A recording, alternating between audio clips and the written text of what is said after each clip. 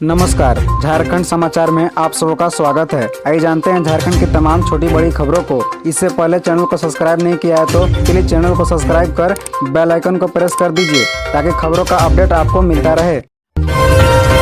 दुमका अंकिता हत्याकांड मामले की हुई सुनवाई। कोर्ट ने पूछा पीड़ित परिवार को क्या क्या बेनिफिट मिला, अगली सुनवाई में दे पूरी जानकारी। दरअसल झारखंड की उप राजधानी दुमका में 23 अगस्त 2022 को सनकी आशिक ने एक तरफा प्यार में अंकिता नाम की लड़की पर पेट्रोल छिड़क कर आग लगा दी थी। इस घटना की वजह से उक्त लड़की की जान चली गई। इस मामले में झारखंड हाईकोर्ट ने 30 अगस्त 2022 को स्वतः संज्ञान लिया था। इसी कड़ी में इस मामले में कल चीफ जस्टिस संजय कुमार मिश्र की अध्यक्षता वाली खंडपीठ में सुनवाई हुई। यहाँ सुनवाई के दौरान अदालत ने एमिकस क्यूरी रमित सत्येंद्र ने अदालत को बताया कि परिवार को अब तक 10 लाख रुपए राज्य सरकार की ओर से दिए गए हैं। इस पर कोर्ट ने अगली सुनवाई के दौरान पूरी जानकारी देने को कहा है। बता दें कि स्वतः संज्ञान की इस मामले की पिछली सुनवाई के दौरान राज्य सरकार की ओर से शपथ पत्र दिया गया था। राज्य सरकार ने शपथ पत्र दाखिल कर बताया था कि मामले में 2 आरोपियों के खिलाफ चार्जशीट दाखिल हो चुका है और ट्रायल जारी है। राज्य सरकार की ओर से घटना के समय ही परिवार को आर्थिक मदद दी थी। जाँच की जा रही है।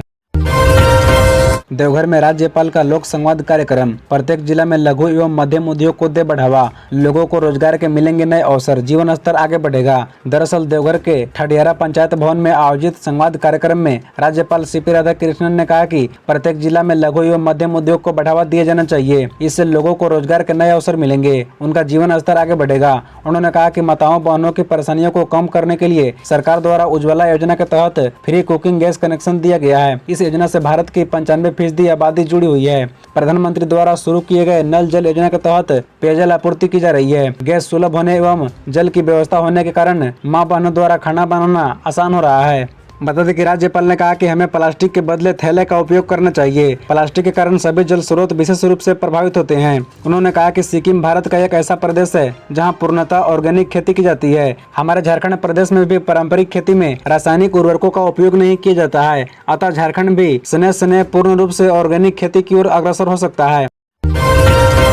लोक संवाद कार्यक्रम में बोले राज्यपाल सीपी राधाकृष्णन। स्वयं सहायता समूह से बदल रही महिलाओं की जिंदगी। दरअसल राज्यपाल सीपी राधाकृष्णन ने कल शनिवार को गोड्डा जिले के सुंदर पहाड़ी स्थित फुटबॉल मैदान में लोक संवाद कार्यक्रम में भाग लेते हुए कहा कि उन्हें यह जानकर अत्यंत प्रसन्नता हो रही है कि प्रधानमंत्री आवास योजना के तहत 50,000 से अधिक घरों का निर्माण किया जा चुका है। इस संदर्भ में संवाद के क्रम में जब एक महिला ने बताया कि कच्चा घर से पक्का मकान मिल जाने से बहुत खुशी हो रही है और अब मौसम की मार नहीं झेलनी पड़ती है। बता दें कि राज्यपाल ने कहा कि सरकार का लक्ष्य है कि प्रत्येक बेघर का घर हो। सिर्फ घर ही नहीं, घर के साथ साथ उन्हें पेयजल भी उपलब्ध हो। इसके लिए प्रधानमंत्री नरेंद्र मोदी द्वारा नल जल योजना चलाई जा रही है। इस योजना के तहत प्रत्येक घर में पेयजल की आपूर्ति की जाएगी। इसके लिए लगातार कार्य किया जा रहा है। उन्होंने कहा कि एक सम्मानजनक जिंदगी के लिए लोगों की मूलभूत आवश्यकताओं की पूर्ति होनी चाहिए। आवास एवं पेयजल आपूर्ति के साथ साथ निर्बाध बिजली, अच्छी सड़क, बेहतर स्वास्थ्य एवं शिक्षा के लिए सरकार लगातार कार्य कर रही है।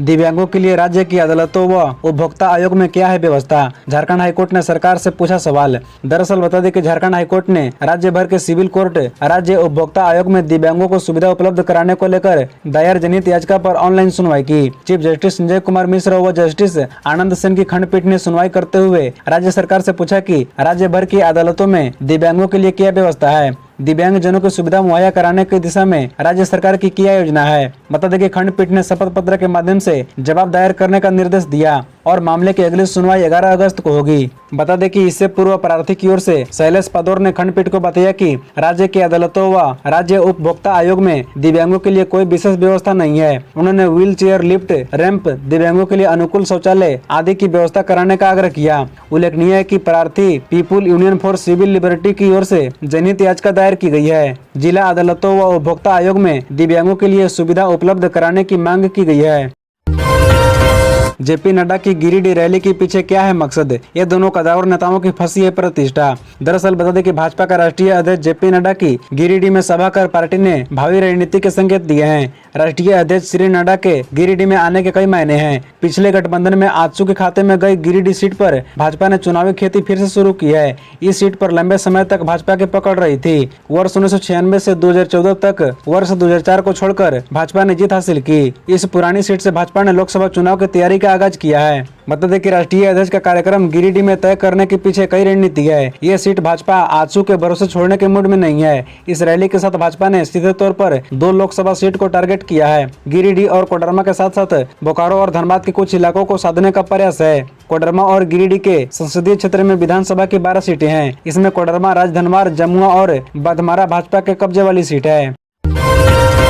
अधिवक्ता व उनके बेटे के खाते से साइबर अपराधी ने उड़ाए 9.64 लाख रुपए। ये गलती पड़ी भारी। दरअसल रांची सिविल कोर्ट के अधिवक्ता विनय कुमार व उनके बेटे प्रतीक आनंद के खाते से साइबर अपराधी ने 9,64,000 रुपए निकाल लिया है। मामले में अधिवक्ता ने रांची स्थित CID के साइबर थाना में शिकायत की है। उन्होंने कहा कि वे अरगोड़ा थाना क्षेत्र के बाईपास पूर्णिमा हाउस में रहते हैं। 21 जून को उनके पुत्र प्रतीक आनंद के दोस्त शुभांग मिश्रा ने OLX ऐप पर अपनी पुरानी किताब बेचने के लिए विज्ञापन डाला था।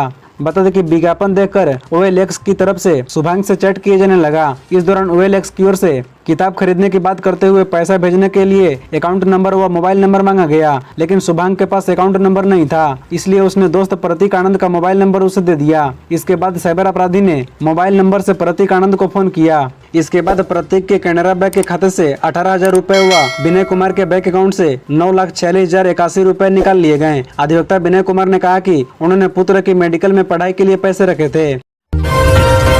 देवघर निगम क्षेत्र में अब फोन पर सुनी जाएगी लोगों की समस्याएं, ऑन स्पॉट होगा समाधान, नंबर जारी। दरअसल देवघर नगर निगम के लोगों को अब अपनी शिकायतों के लिए बार बार कार्यालय का चक्कर काटने की जरूरत नहीं पड़ेगी। निगम क्षेत्र के समस्याओं को ऑन स्पॉट निराकरण होगा। इसके लिए निगम के सभी 36 वार्डों को 4 जोन में बांटकर 4 प्रभारी बनाए गए हैं। सभी के नाम और संपर्क नंबर जारी कर दिए गए हैं। बता दें कि नगर आयुक्त शैलेंद्र कुमार लाल ने इसे लेकर बैठक कर प्रभारियों को अपने अपने क्षेत्रों में सुविधा बहाल करने का निर्देश दिया है। उन्होंने कहा कि कई बार लोगों को अपनी समस्या बताने के लिए निगम के विभिन्न कमरों में भटकते देखा गया है, जिससे वो परेशान हो जाते हैं। लोगों की शिकायतों को ऑन स्पॉट निराकरण करने को कहा है। बता दें कि सभी प्रभारियों को अपने अपने जोन के लिए जवाबदेह बनाया गया है। बैठक में नगर प्रबंध सुधांशु कुमार, कार्यपालक अभियंता अरविंद कुमार सिंह, कनीय अभियंता सुमन सूरज, जन्म मृत्यु प्रभारी राजेश श्रृंगारी आदि मौजूद थे।